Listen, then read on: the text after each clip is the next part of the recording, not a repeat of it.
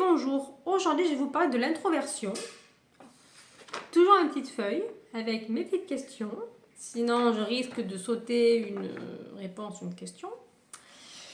Alors la vidéo ne sera pas très longue parce que j'ai pas énormément de choses à dire sur ce sujet.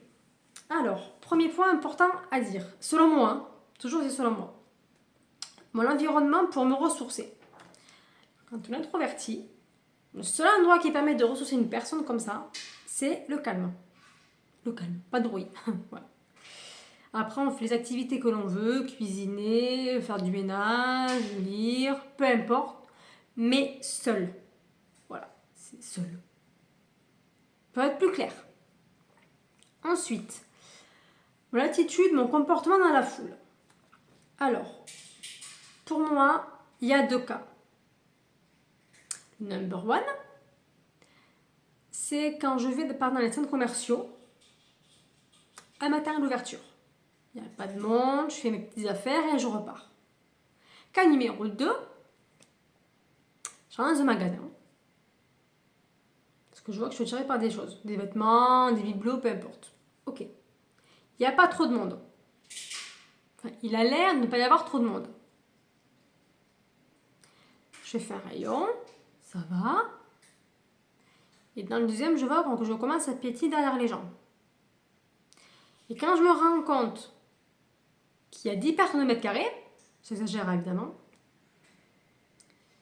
et que je vois que pour essayer un vêtement ou deux, il faut faire la queue derrière 3 personnes, je m'en vais. Je m'en vais. Il y a trop de foule, c'est pas possible, je mets 3 heures à choisir un vêtement alors que j'aurais pu le choisir en 30 secondes. Je m'en vais. Je pars. Voilà, tout simplement. Et ensuite, mes astuces pour supporter les stimuli extérieurs. Je crois que j'ai déjà répondu à la question en début de vidéo. C'est-à-dire, y aller tôt le matin, quand il n'y a pas de monde, à 9h30, enfin quand ça ouvre quoi. Ça c'est génial. Parce que tu es toute seule dans le magasin.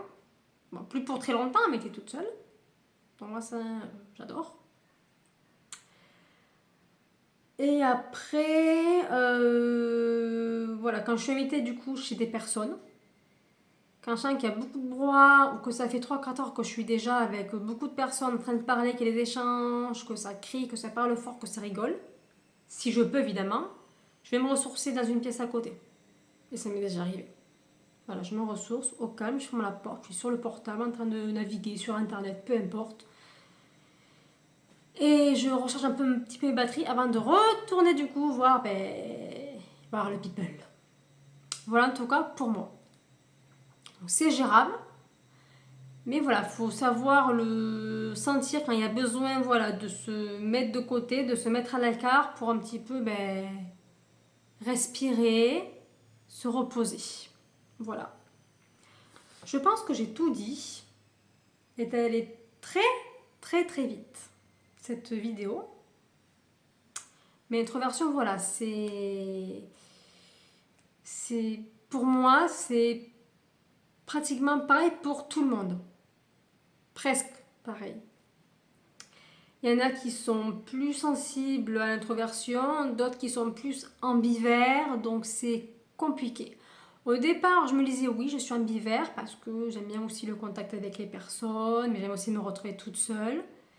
Et de fil en aiguille, j'ai constaté que j'ai adoré l'introversion, être dans le calme, ne pas avoir de stimuli externe, je vais arriver, externe, mais j'avais quand même besoin de contact, mais hors travail, on va dire. Donc je suis plus portée vers l'introversion et l'ambivers le week-end. Ça fait bizarre de parler comme ça. Donc voilà, donc après c'est selon les personnes, voilà, on n'est pas tous pareils à 100%, mais globalement c'est ça. Une personne introvertie, toute seule, pour se ressourcer. Ça se réfléchit pas. En tout cas pour moi ça se réfléchit pas. C'est comme ça.